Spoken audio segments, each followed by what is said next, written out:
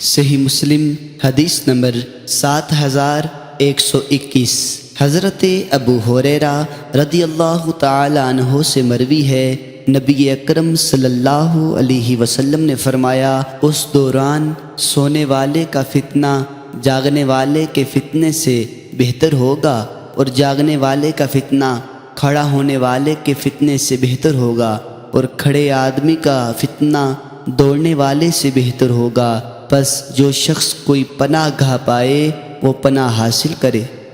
بتائیے، اگر مجھے مجبور کر کے کسی ایک صف لشکر میں ایک گروہ میں لے جایا جائے اور کوئی شخص مجھے اپنی تلوار سے مارے یا کوئی تیز۔